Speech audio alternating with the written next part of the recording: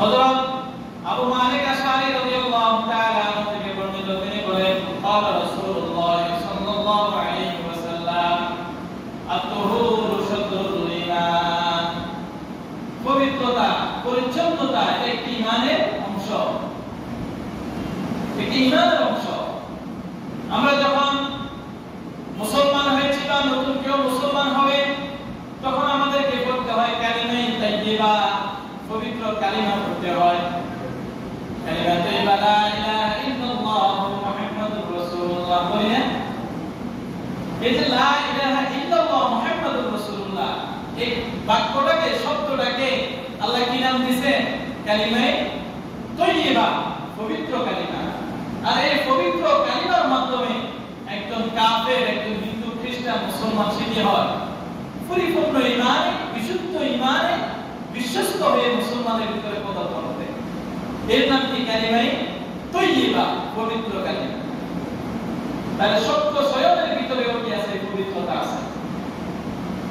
আমরা কথা বলি কারোর সাথে বা যে কোনো ভাবে, তখন আমাদেরকে পবিত্র, বিশুদ্ধ এবং শুদ্ধ, এর মানে মাধুর্য সম্পূর্ণ কথা আমাদেরকে বলতে হবে। ওইটার ভিতরে কি আছে? পবিত্রতা আছে। যেটা হলো কালিমা তাইয়্যিবা। এজন্য আল্লাহ রাসূল বলেছেন তোমরা পবিত্রতা অর্জন করো। কেন? এই পবিত্রতা হলো তোমাদের ঈমানের একটি অংশ। তোমরা ঈমানদার দাবি করো, তোমাদেরকে মুসলমান দাবি করো। তোমাদের এই ঈমানদার এবং মুসলমানিত্বের ভিতরে যদি তোমরা পবিত্রতা অর্জন না করো, পবিত্র না থাকো, তাহলে তুমি ঈমানের একটা অংশ থেকে বঞ্চিত হবে। তাহলে আপনি যদি অপবিত্র থাকি, ঈমানের অংশ থেকে কি থাকলাম? বাইরে থাকলাম। আলহামদুলিল্লাহ তাআলা আল্লাহ রাসূল সাল্লাল্লাহু আলাইহি ওয়াসাল্লাম বলেন আলহামদুলিল্লাহ এটা এমন একটি শব্দ যেটা তোমার মিজানে আল্লাহকে, দাঁড়ি আল্লাহকে এটা ভারী করে দিবে।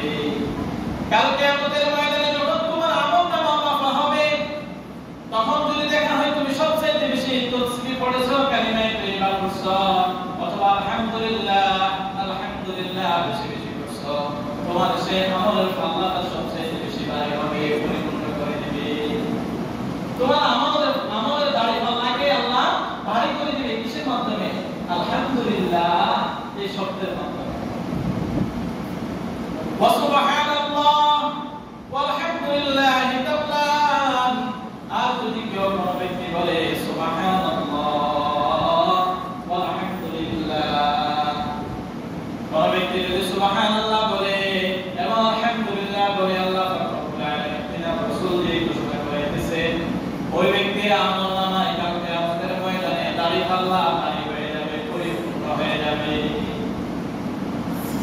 আও তাল্লাহু মা বাইনাস সামাওয়াতি ওয়াল আরদ, শুধু তাই নয়, আসমান সমূহের ভিতরে, জমিনের মধ্যে এই যে সমস্ত খালি জায়গা রয়েছে, দেখেন আসমান কত হাজার মাইল উপরে এবং জমিন কত হাজার মাইল নিচে, এই মধ্যবর্তী খালি জায়গা যেটা আছে, আল্লাহ রাসূল সাল্লাল্লাহু আলাইহি ওয়াসাল্লাম বলেছেন যদি কোনো ব্যক্তি এই তাসবিহটা পাঠ করে আসমান জমিনের মধ্যবর্তী খালি জায়গা পরিমাণ তাকে আমল দেওয়া হবে, পরিপূর্ণ করে দেওয়া হবে। সুবহানাল্লাহ। তাহলে আমরা এই তাসবিহটা করতে পারি সুবহানাল্লাহ ওয়া আলহামদুলিল্লাহ। এরপর হাদিসে আল্লাহ রাসূল বলেছেন ওয়াসসালাতু নূর, নামাজ হলো তোমাদের জন্য নূর, নামাজ হলো আলো। তুমি যখন অন্ধকারের ভিতরে হাঁটতে পারো না, মোবাইলের লাইট ইউজ করো, টর্চ লাইট ইউজ করো, এরপরে তুমি হাঁটো, কালকে আমাদের বিষয় অন্ধকারের সময় তোমার নামাজ হবে, তোমার পবিত্রতা, তোমার ওযু হবে, তোমার জন্য লাইট। ওয়াসসালাতু বুরহান, যদি তুমি সদকা করো, আল্লাহর ওয়াস্তে যদি কাউকে লিল্লাহ, কাউকে 100 টাকা, 50 টাকা, 10 টাকা দান করে দাও, তুমি যে কোনো সময় তুমি দান করো, সাদাকাতু বুরহান, এটা কাল কিয়ামতের ময়দানে তোমার জন্য দলিল হবে, দলিল। এটা দলিল হবে, আপনার পক্ষে সাক্ষী দিবে এটা।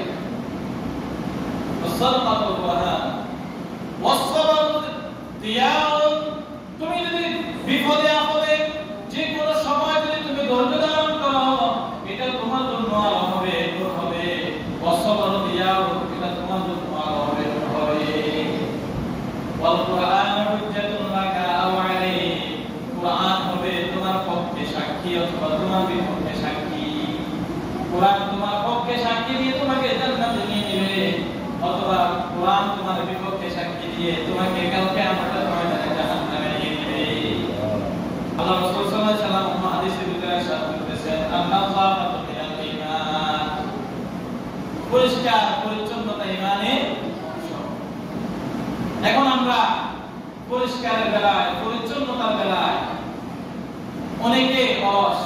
হুজুর কাপড় চোপড় তো আলহামদুলিল্লাহ আমরা পরিষ্কার রাখি, শরীরও পরিষ্কার রাখি আলহামদুলিল্লাহ, শরীর পাক, কাপড় পাক, নামাজের জায়গা পাক, এগুলো কিসের অংশ?